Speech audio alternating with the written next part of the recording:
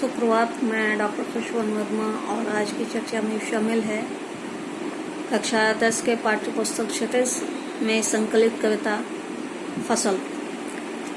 इसके पहले की कविता यदंत मुस्कान नागार्जुन के हम लोग पहले पढ़ चुके हैं, उस पर चर्चा की जा चुकी है और दोनों ही कविताएं बिल्कुल अलग अलग संदर्भ में लेकिन बहुत ही महत्वपूर्ण संदर्भ में लिखी गई हैं। और जहाँ दंतरुत मुस्कान एक प्रवासी पिता के आगमन पर अपने बच्चे के प्रति उमड़ते स्नेह को देखकर लिखी गई है, वहीं नागार्जुन की फसल कविता बिल्कुल अलग संदर्भ में व्याख्यायित है। तो पाठ का वाचन करते हैं। कविता वाचन है।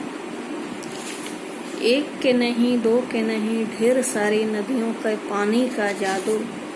एक के नहीं, दो के नहीं, लाख लाख कोटि कोटि हाथों के स्पर्श की गरिमा। एक के नहीं, दो के नहीं, हजार हजार खेतों के मिट्टी का गुणधर्म।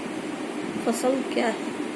फसल के बारे में कवि ने जितनी भी बातें कही हैं कि फसल क्या है, ये कई नदियों के पानी का जादू है, लाखों लाखों हाथों के स्पर्श की गरिमा है, हजारों हजारों खेते के मिट्टी का गुणधर्म है। फसल क्या है? यह फसल जो अनाज हम खाते हैं उस पर सोचने के लिए कवि विवश करता है और पूछता है फसल क्या है, इसको आप समझिए। अगले पैराग्राफ है। और तो कुछ नहीं है वह नदियों के पानी का जादू है, वह हाथों के स्पर्श की महिमा है, भूरी काली संदली मिट्टी का गुणधर्म है, रूपांतर है सूरज की किरणों का, सिमटा हुआ संकोच है हवा के थिरकन का। बहुत ही प्यारी और गरिमामय पंक्तियां हैं फसल को समझने के लिए। वह अनाज जो हम तक पहुंचता है, जो हमारे भूख की तृप्ति करता है, हमारे क्षुधा को शांत करता है, उसके बारे में बताया गया है कि फसल क्या है।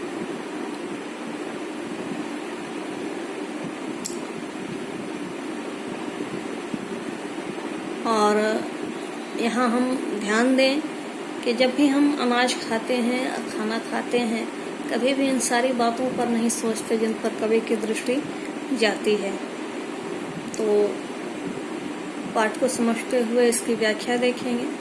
हमें से अधिकतर लोग खाना खाते और शायद इस बात पर गौर करते हैं कि जो अनाज हमें मिलता है, जो फसल के रूप में, वो हमें कैसे मिलता है, कैसे उपजती है। और इस कविता में कवि ने फसल में छिपे हुए गुण और छिपी हुई ऊर्जा के बारे में बताया है। कवि कहता है फसल में एक दो नहीं बल्कि ढेर सारे नदियों के पानी का जादू समाया हुआ होता है। फसल में लाखों करोड़ों हाथों के स्पर्श की गरिमा भरी हुई होती है, क्योंकि फसल को तैयार करते समय असंख्य मजदूर के हाथ लगते हैं। फसल में हजारों खेतों की मिट्टी का गुणधर्म भरा हुआ है। हम ये जानते हैं, हजारों खेतों की मिट्टी का गुणधर्म मतलब ये हुआ, हम ये जानते हैं कि हर अनाज के लिए अलग तरह की मिट्टी की आवश्यकता होती है। सारे अनाज एक ही तरह की मिट्टी में नहीं उपजते। और ये भी कि सारी मिट्टी एक जगह पर पाई नहीं जाती। भारत विविधताओं से भरा देश है, मिट्टियाँ भी इसमें तरह तरह की हैं। यदि राजस्थान और समुद्र के नदियों के किनारे जो नगर बसे हैं उनमें काली मिट्टी की प्रभाव है, तो हमारे यहाँ भी लाल मिट्टी का प्रभाव है।